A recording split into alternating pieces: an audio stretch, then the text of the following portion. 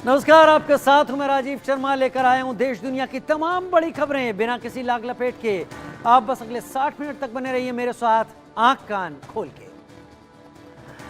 लोकसभा चुनाव के बाद सबसे ज्यादा खुश ईवीएम थी, क्योंकि इसके चलते उस पर इस बार किसी तरीके का कोई आरोप नहीं था। किसी पॉलिटिकल पार्टी ने किसी तरीके का रोना नहीं रोया। लेकिन ईवीएम की खुशी महज 12 दिन ही टिक पाई, क्योंकि इलेक्ट्रॉनिक वोटिंग मशीन पर कांग्रेस सांसद राहुल गांधी ने फिर सवाल खड़े कर दिए और एक्स पर पोस्ट कर डाला। उन्होंने लिखा, भारत में ईवीएम एक ब्लैक बॉक्स है, किसी को भी ईवीएम जांच की जरूरत नहीं। जब संस्थाओं में जवाबदेही की कमी होती है तब लोकतंत्र एक दिखावा बन जाता है, धोखाधड़ी की संभावना बढ़ जाती है। राहुल का बयान दुनिया के सबसे अमीर बिजनेसमैन एलॉन मस्क के एक सोशल मीडिया पोस्ट के बाद आया है। राहुल गांधी ने मस्क के पोस्ट को एक अखबार में छपी खबर के साथ रिपोस्ट किया। इसमें मुंबई की घटना का जिक्र है। दरअसल मुंबई उत्तर पश्चिम लोकसभा सीट से एनडीए और शिवसेना शिंदे प्रत्याशी रविंद्र वायकर शिवसेना उद्धव गुट के अमोल कीर्तिकर से सिर्फ 48 वोट के अंतर से जीते। 2024 लोकसभा चुनाव में जीत का सबसे छोटा अंतर है। पुलिस ने सांसद रविंद्र वायकर के साले मंगेश पांडेलकर और एक चुनाव अधिकारी के खिलाफ केस दर्ज किया है। आरोप है कि पांडेलकर 4 जून यानी काउंटिंग के दिन गोरेगांव के एक सेंटर में पाबंदी के बावजूद मोबाइल अंदर लेकर गए। इससे ईवीएम अनलॉक किया जा सकता है। एक अन्य चुनाव अधिकारी की शिकायत के बाद मामला सामने आया। सूत्रों के मुताबिक चुनाव आयोग के एक अधिकारी के पास मोबाइल फोन था, जिससे मतगणना के दौरान ओटीपी जनरेट होता है। इस फोन का इस्तेमाल सांसद के रिश्तेदार पांडेलकर कर रहे थे।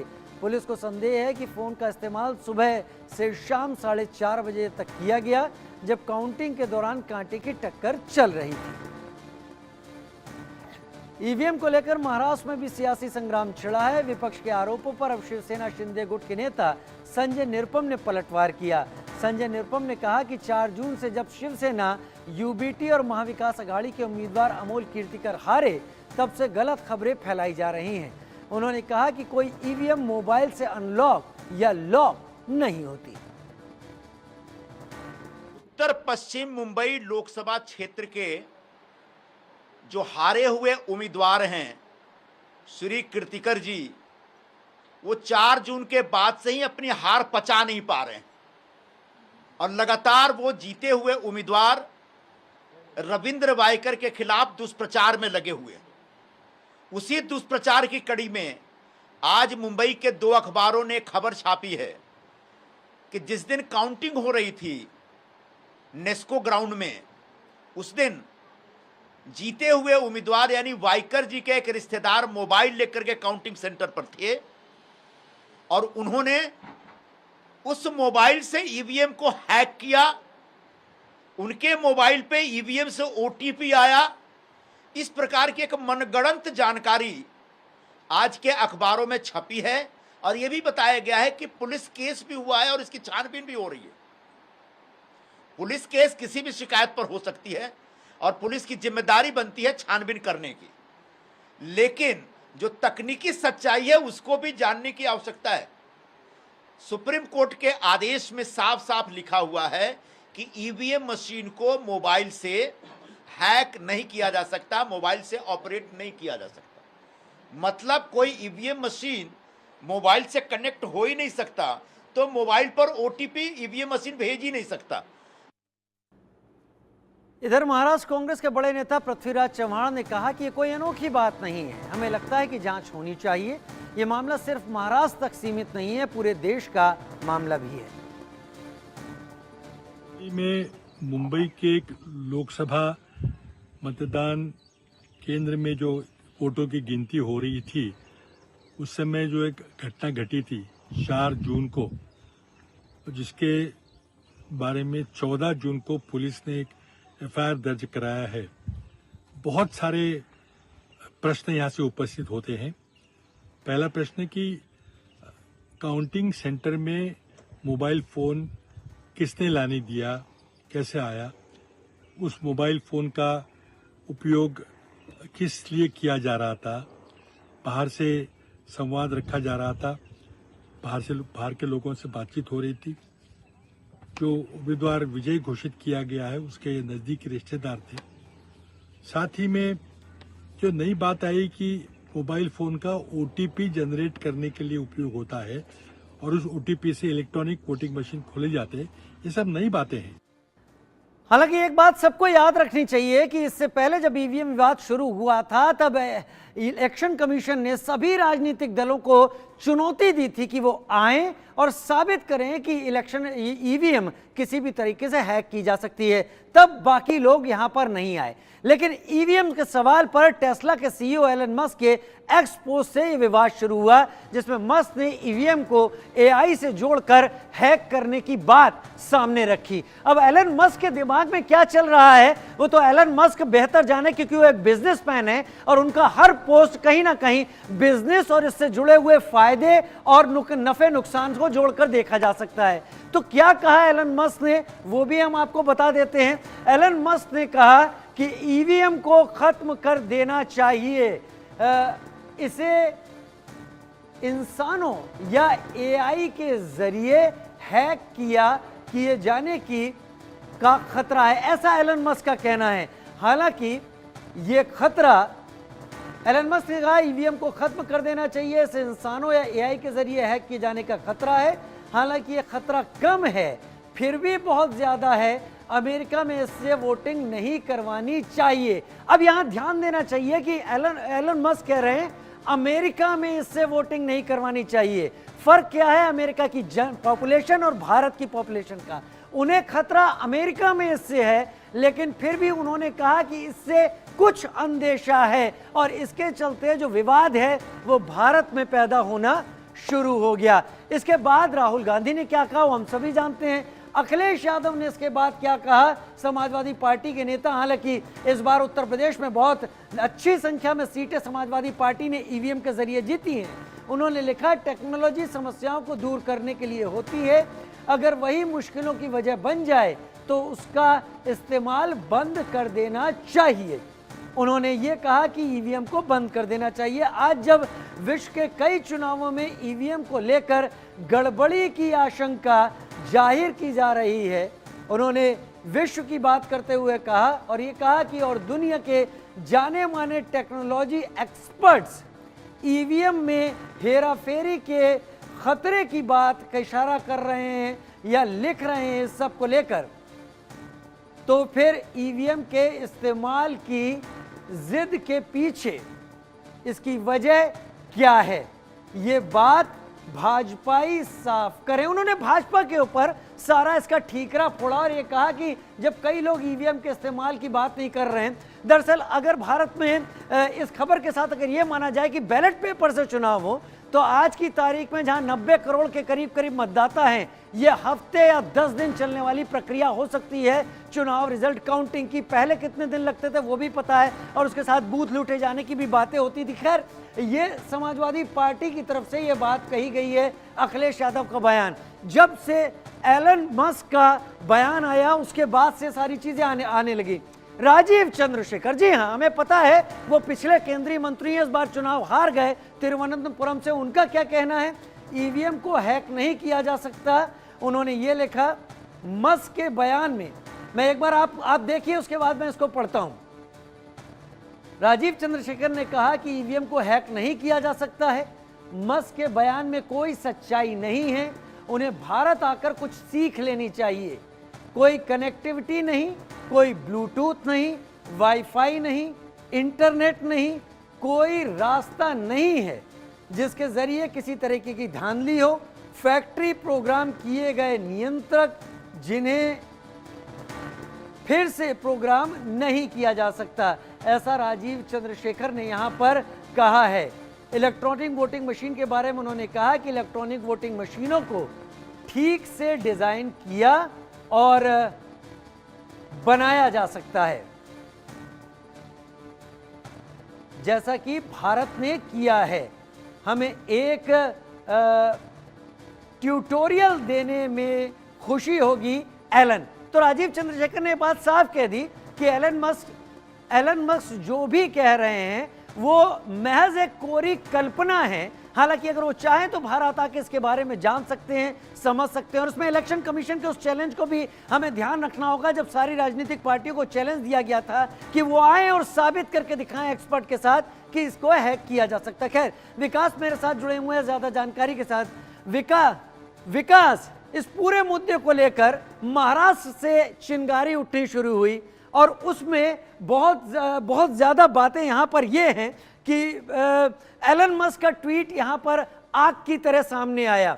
महाराष्ट्र का चुनाव जो मुंबई में जो हुआ है, जिसके लिए शिंदे गुट और बाकी इंडी गठबंधन इस वक्त उलझा हुआ है, क्या स्थिति है महाराष्ट्र में? क्या स्वीकार करने लायक है, या ये बात ध्यान रखनी होगी कि इलेक्शन कमीशन का चैलेंज ये पार्टियां स्वीकार नहीं कर पाई थी?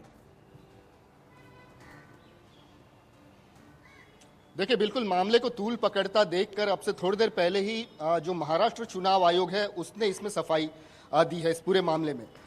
मुंबई उत्तर पश्चिम लोकसभा सीट में नेस्को सेंटर जो है वो काउंटिंग सेंटर था, और उस दिन क्या क्या हुआ ये सारी बातें महाराष्ट्र चुनाव आयोग ने मीडिया को बताई हैं। उसमें सबसे पहले तो ये कहा कि it's just a case of unauthorised entry of an authorised person. उनकी तरफ से ये कहा गया। उन्होंने ये नहीं कहा कि ईवीएम के साथ कोई टैंपरिंग हुई है। वो तमाम जो दावे अखबारों में छप रहे थे उनको निराधार बताया। उन्होंने ये बताया कि ईवीएम किसी भी मोबाइल फोन से कनेक्टेड नहीं होती और कोई भी ओटीपी रिलेटेड इश्यूज नहीं होते। ये स्टैंड अलोन मशीन होती है, ये प्रोग्रामेबल नहीं होती है। और इसीलिए कुछ अखबारों में इस किस्म की जो खबरें छपी हैं कि पंडिलकर जो इस मामले में आरोपी हैं, उनके हाथ में एक ऐसा मोबाइल था जो कि ईवीएम से कनेक्टेड था, तो ये आरोप बिल्कुल निराधार है। तो ये सफाई जो है वो चुनाव आयोग की तरफ से आई है। लेकिन ये पूरे मसले ने विपक्ष को बैठे बिठाए मुद्दा जरूर दे दिया है। वो बात अलग है कि महाराष्ट्र में अब की बार नतीजे जो हैं वो महाविकास आघाड़ी के पक्ष में आए हैं, उनके मन माफिक आए हैं। इसके बावजूद उत्तर पश्चिम लोकसभा सीट हारना उनके मन में जरूर एक टीस पैदा कर गया है, क्योंकि जो हार का मार्जिन था ना राजीव, वो सिर्फ 48 वोटों का था। तो एक कड़ी टक्कर यहां पर हुई है। 48 वोटों के मार्जिन से रविंद्र वायकर जीत गए। तो ये हार चूक गई है। ये हार महाविकास आघाड़ी के प्रत्याशी जो अमोल कीर्तिकर थे उनको चुभी, और इसी वजह से इसको बहुत बड़ा मुद्दा बनाने की कोशिश जो है महाविकास आघाड़ी के नेता अपनी तरफ से कर रहे हैं, जांच की मांग कर रहे हैं। यहाँ पर यह बात राजीव देखने की जरूरत है कि इस मामले में एफआईआर जो कराई है वो खुद चुनाव आयोग ने कराई है, और इसी वजह से चुनाव आयोग की निष्पक्षता पर सवाल उठाना एकदम से बेमानी हो जाता है। एफआईआर मंगेश पंडिलकर के खिलाफ और एक पोल ऑफिसर है, पोल पर्सनल है जिसका नाम है दिनेश गुरव, ये दो के खिलाफ एफआईआर हुई है। और इसके अलावा इन दोनों को ही क्रिमिनल प्रोसीजर कोड 41A के तहत नोटिस सर्व की गई कि आइए आप जवाब दीजिए, आप पर इस किस्म के आरोप लगे हैं। लेकिन चुनाव आयोग ने अपनी तरफ से ये इन बातों को बिल्कुल निराधार बताया है कि कोई भी टैंपरिंग जो है वो करने की कोशिश जो है वो ईवीएम मशीनों की तरफ से हुई है। जी अच्छा विकास, हमारे दर्शकों के लिए एक बात यहाँ पर क्लियर कीजिए, ये उत्तर पश्चिम मुंबई के ही नतीजों को लेकर ये सारा का सारा बवेला या झमेला खड़ा हुआ है, या फिर वो 31 सीटें जिन्हें जीता है इंडिया गठबंधन ने, वहां पर भी ये गठबंधन यही कह रहा है कि ईवीएम के साथ छेड़छाड़ की बात मायने रखती है और वहां पर भी इसमें कुछ होना चाहिए? बिल्कुल राजीव, यही तो देखने वाली बात है ना कि अमूमन जो पक्ष हारता है वो ईवीएम पे सवाल खड़े करता है, वो ईवीएम की विश्वसनीयता पर सवाल खड़े करता है। लेकिन यहाँ पर महाविकास आघाड़ी जिसका प्रदर्शन महाराष्ट्र में बनिस्बत एनडीए के अच्छा रहा है, वो ईवीएम पे सवाल खड़े कर रहा है। और खासकर इस सीट को लेकर जिसकी हम बात कर रहे हैं, मुंबई नॉर्थ वेस्ट सीट पर जो मुकाबला था वो बहुत ही कड़ा था। हम राउंड दर राउंड हम नतीजे देख रहे थे और 19-20 का फासला रहता था।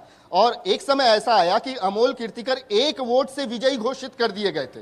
वो भी एक समय आया, जो फाइनल रिजल्ट आया वो 6:30 बजे आया, लेकिन 6 बजे के आसपास अमोल कीर्तिकर जो है वो विजयी घोषित कर दिए गए थे महज 1 वोट से। रविंद्र वायकर के लोग आते हैं जो पोलिंग एजेंट उनके थे, उन्होंने कहा नहीं, हमें बैलेट पेपर की दोबारा से रिकाउंटिंग करवानी है, जिसको वहाँ के चुनाव अधिकारियों ने मान्य किया। दोबारा से गिनती हुई और जब गिनती हुई तो पासा पलट गया। जो रविंद्र वायकर है वो 48 वोट से जीत गए। तो इस किस्म की जो हार है ना, ये हार चुभ गई है। और इसी वजह से ये जो वाकया हुआ है कि मोबाइल फोन लेकर रविंद्र वायकर के साले मंगेश पंडिलकर जो काउंटिंग सेंटर में घुस गए उसको मुद्दा बना दिया गया कि मोबाइल लेकर कैसे कोई काउंटिंग सेंटर में जा सकता है। संभावना इस बात की है कि टैंपरिंग हुई हो सकती है। एक थियरी ये गढ़ दी गई कि उनके मोबाइल फोन पर एक ओटीपी आया जिसकी मदद से ईवीएम अनलॉक की गई, तो एक टैंपरिंग की संभावना को जो है बल दिया गया और आरोप लगाया गया कि इसकी जांच होनी चाहिए, एफआईआर होनी चाहिए। लेकिन चुनाव आयोग ने अपनी तरफ से साफ कर दिया है कि this is just a case of unauthorised person entering unauthorised entry by unauthorised person. Polling agent थे, वो आ सकते थे काउंटिंग स्टेशन में, लेकिन मोबाइल लेकर वो नहीं आ सकते थे। यानी विकास, वजह तलाशी जा रही है, क्या यह कहना बेहतर होगा? जी बिल्कुल, वजह तलाशी जा रही है, मुद्दे को बड़ा बनाया जा रहा है ताकि ईवीएम की विश्वसनीयता पर सवाल खड़े किए जा सके। लेकिन आश्चर्य इसी बात का है राजीव कि जो पक्ष हारा है वो तो ईवीएम पर यकीन कर रहा है, लेकिन जो जीता है, जिसके नतीजे अच्छा है, 31 सीट महाराष्ट्र में महाविकास आघाड़ी सरकार की झोली में गिरी है, बावजूद इसके वो ईवीएम पे शक खड़े कर रहा है, तो ये एक आश्चर्यजनक बात है। अच्छा, जैसा मेरे पास एक जानकारी आ रही है कि विधानसभा का जो चुनाव आ रहा है उसको लेकर क्या तूल दिया जा रहा है, आपकी जो बात हो रही हो? और दूसरा इसी के साथ जुड़ा हुआ सवाल, इलेक्शन कमीशन इससे पहले चैलेंज कर चुका है सबको कि आइए साबित करके दिखाइए एक्सपर्ट्स के साथ। आपकी अगर एक्सपर्ट से बात हुई हो ईवीएम को लेकर, उनका क्या कहना है? दोनों सवाल आप समझ लीजिए। पहला, क्या विधानसभा चुनाव को देखते हुए इस तरीके के सवाल उठाए जा रहे हैं विपक्षी गठबंधन की तरफ से? और दूसरा, एक्सपर्ट्स क्या कह रहे हैं ईवीएम को लेकर? देखिए, सबसे पहले तो मैं बता दूं कि मैंने ईवीएम जहां बनते हैं और किस तरीके से बनते हैं, ऐसे कुछ एक्सपर्ट से बात की और समझने की कोशिश की हुई है कि ईवीएम कैसे काम करता है, कैसे इसका मैकेनिज्म जो है वो फूल प्रूफ है। तो उन्होंने ये बताया कि ये प्रोग्रामेबल डिवाइस नहीं है, मतलब इसको बाहर से कंट्रोल नहीं होता, ये जिस फैक्ट्री से बन के आते हैं वहीं पर जो है उनकी सेटिंग होती है। और सबसे बड़ी बात कि किस ईवीएम में कितने वोट पड़े, इसको कॉरोबोरेट करने के लिए वीवीपैट की सुविधा है। मतलब आप वोट करते हैं, जब आप बटन दबाते हैं तो उसके साथ ही एक चिट निकलती है जो कि ये बताती है कि आपने किस प्रत्याशी को वोट दिया, और इसी वजह से इसकी विश्वसनीयता पर सवाल खड़े नहीं किए जा सकते। ऐसा हो ही नहीं सकता कि आपने एक चिन्ह पर बटन दबाया लेकिन आपका वोट किसी और चिन्ह पर चला गया हो, तो इसकी विश्वसनीयता पर सवाल खड़े करना ही जो है बेमानी है, ऐसा एक्सपर्ट बताते हैं। लेकिन चूंकि एक मुद्दा रहा है, एक चुनावी मुद्दा रहा है, जो हारते हैं वो इसकी विश्वसनीयता पर सवाल उठाते हैं। और आपने एक बहुत ही वैलिड क्वेश्चन किया राजीव कि विधानसभा चुनाव महाराष्ट्र में महज 3 महीने बाद है, ऐसे में सरगर्मियां बनी रहनी चाहिए, ऐसे में माहौल बना रहना चाहिए।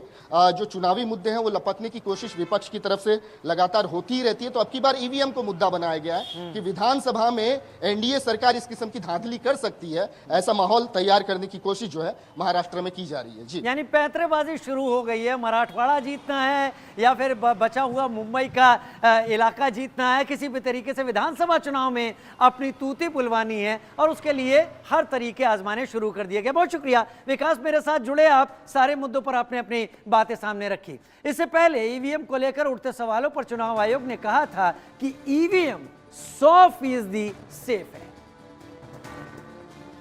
40 बार लगभग इस देश की संवैधानिक courts, high courts and supreme courts EVM के ऊपर में जितनी चुनौतियां हुई हैं उनको देख चुकी हैं।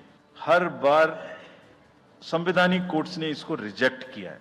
40 केस, देखिए, these are 40 cases on EVM. इसमें एफएक्यू भी है, आप सब लीजिए इस किताब को हमसे। इसमें एफएक्यू भी है और इसमें फ्लो चार्ट्स भी हैं। देखिए, हमारी वेबसाइट पे है ये, थोड़ा पढ़ने का तो कष्ट करिए, खासतौर से जो एक्सपर्ट महोदय हैं, वो बहुत सारे एक्सपर्ट्स हैं यहाँ, मतलब कंट्री में कोई भी बन जाता है, किसी पे कोई रोक नहीं है।